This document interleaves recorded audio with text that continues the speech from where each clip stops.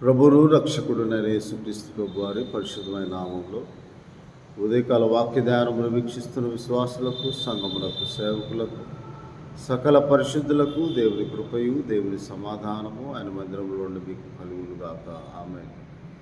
ఉదయకాల వాక్య ధ్యానము యెహెజ్కేలు గ్రంథము 34వ అధ్యాయము 31వ వచనంలో ధ్యానం చేసుకుందాం. నా గొర్రెలను నేను వేపుచున్న గొర్రెలకు మీరు మనుష్యులు, నేను మీ దేవుడను, ఇదే ప్రభు అయిన యెహోవా వాక్కు. పరిశుద్ధ లేఖనముల్లో దేవుడైన యెహోవా యేసుక్రీస్తు ప్రభు కూడా నేను మేపుచున్న గొర్రెలు మీరు అని మనుష్యులైన ఆయన ప్రజలను గొర్రెలతో పోల్చి సంబోధిస్తూ ఉన్నారు. ఎందుకనగా ఆయన గొర్రెల గొప్ప కాపరి అని హెబ్రీయులకు రాసిన పత్రిక 13వ అధ్యాయములో రాయబడి ఉంది. అంత మాత్రమే కాక ఆయన గొప్ప కాపరి మాత్రమే కాక హెబ్రీయులకు రాసిన పత్రిక 13వ అధ్యాయము 20వ వచనంలో గొర్రెల గొప్ప కాపరి అని యేసు అన్న మన ప్రభువు అనే మాట రాయబడి. అంత మాత్రమే కాక యోహాను సువార్త 10వ అధ్యాయం అంతయు ఆయన నా గొర్రెలకు నేను మంచి కాపరిని అంటున్నాడు. నేను గొర్రెలకు మంచి కాపరిని, మంచి కాపరి గొర్రెల కొరకు తన ప్రాణమును పెట్టును అని. ఈ గొర్రెల స్వభావం ఏమిటంటే కాపరి యొక్క స్వరమును విని కాపరిని వెంబడించు గొర్రెలు. అంత మాత్రమే కాక కాపరి యొక్క స్వరమును ఎరిగి అతను వెంబడించే ఇవే గొర్రెలు. అందుకనే గొర్రెలు పోవు ద్వారము నేనే, నా గొర్రెలకు మంచి కాపరి నేనే ద్వారమును, నా ద్వారా ఎవడైనా లోపల ప్రవేశించినట్లా వాడు రక్షింపబడిన వాడై లోపలికి పోవచ్చు, బయటికి వచ్చుచు మేత మేయుచు ఉండును అంటున్నాడు. అది యెహోవా నా కాపరి. 23వ కీర్తన.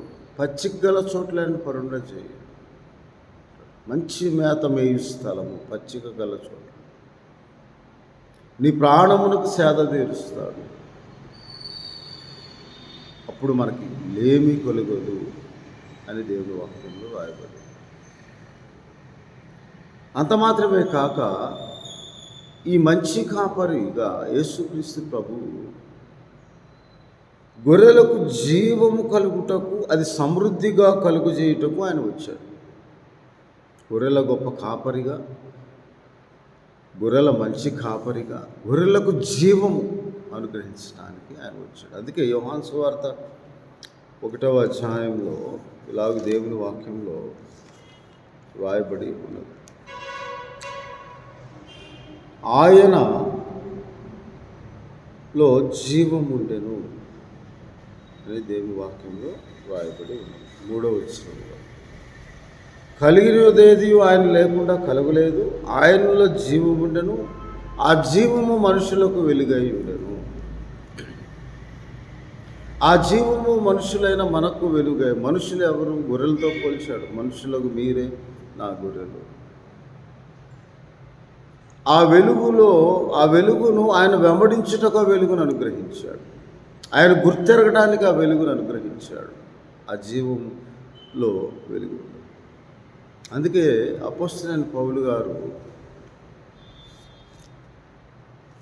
చాలా చక్కగా కొలస్సీ పత్రిక 3వ అధ్యాయము 4వ వచనంలో ఎవరు ఆ జీవము అంటే, ఎవరు ఆ గొర్రెల కాపరి అంటే, ఎవరు గొప్ప కాపరి అంటే, కొలస్సీ పత్రిక 3వ అధ్యాయం 4వ వచనంలో మనకు జీవమై ఉన్న క్రీస్తు అంటాడు. ఆ జీవము క్రీస్తు.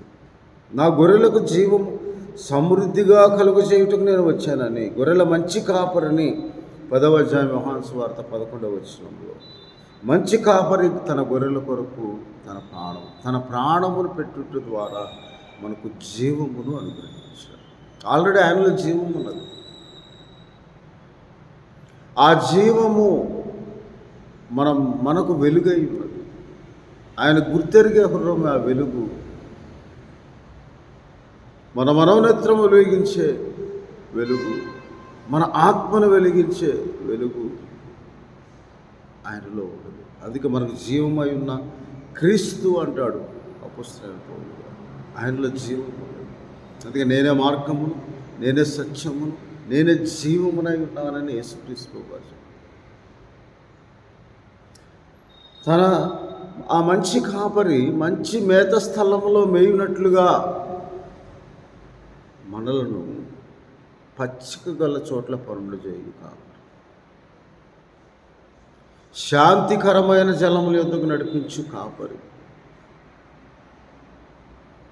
సమాధానం నీకు అనుగ్రహించు కాపరి. ఆ కాపరి అని యేసుక్రీస్తు ప్రభు అనాదిగా ఉన్న గొర్రెల కాపరిగా మనం చదువుకునే యెహెజ్కేలు గ్రంథంలో రాయబడి, తప్పిపోయిన వాటిని సమకూర్చి వెదకి రక్షించే కాపరి, నశించిన దాన్ని వెదకి రక్షించే కాపరి అని 34వ అధ్యాయం యెహెజ్కేలు గ్రంథంలో ఇలాగ దేవుని వాక్యంలో రాయబడి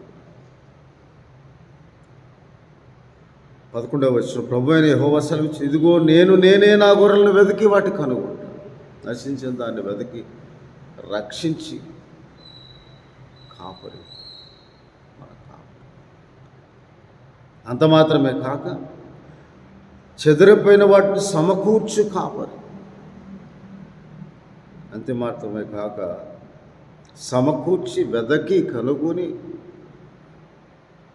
వాటిని కాపాడి రక్షించి సమకూర్చి మేపు కాపరి. మంచి మేతగల స్థలంలో 14వ వచనంలో చోట వాటిని నేను మేపెదను, పచ్చిక గల చోట్ల అవి మంచి దొడ్డిలో పండుకొనును, బలమైన మేతగల స్థలమందు అవి మేయును అంటున్నాడు. బలమైన మేతగల స్థలమందు.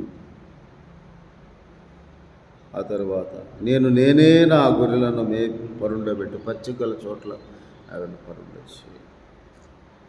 ఇదే ప్రభువే నీకు. ఒకవేళ నీవు తప్పిపోయినా ఎడలా ఆయన నిన్ను వెతికి కనుగొను, నశించిన దాన్ని వెతికి రక్షించుటకు, లోక పాపములు మోసుకొని పోవు దేవుని గొర్రెపిల్లగా పాపులను రక్షించుటకు క్రీస్తు యేసు లోకంలోనికి వచ్చిన మాట నమ్మదగినది, పూర్ణాంగీకారము నీవు అంగీకరించినప్పుడు ఇవన్నీ ఆయన కాపరి మన జీవితంలో అనుగ్రహిస్తాడు.